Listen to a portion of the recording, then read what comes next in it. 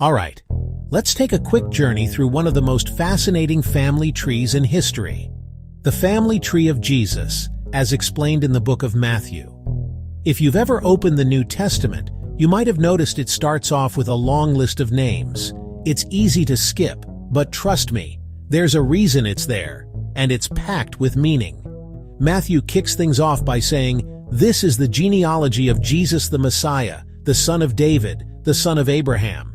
Right away, he's linking Jesus to two of the biggest names in Israel's story: Abraham, the father of the Jewish people, and King David, the legendary ruler. That's a huge deal, because the Jewish people were waiting for a Messiah who'd come from David's line. So, let's break it down.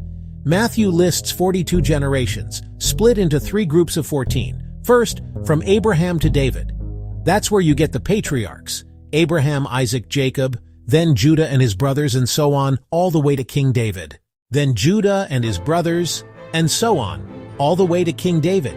These are the heavy hitters from the Old Testament, the ones who received the promises from God.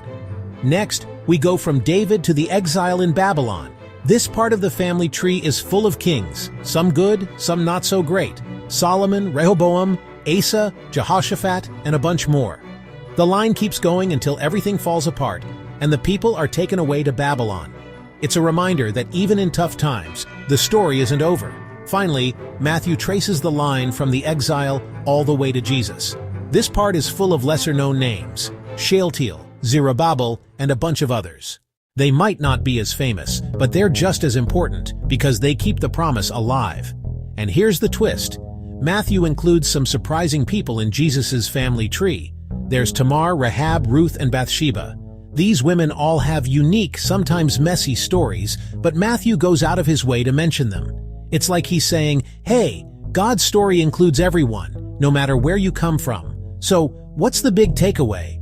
Matthew's family tree isn't just a list of names. It's a story of promises kept, hope in the middle of chaos, and a reminder that God works through all kinds of people and situations. And at the very end, the list lands on Jesus, the one Matthew calls the Messiah. So next time you see that long list at the start of Matthew, don't skip it. It's the story of how God's promises came true, one generation at a time. And that's a story worth remembering.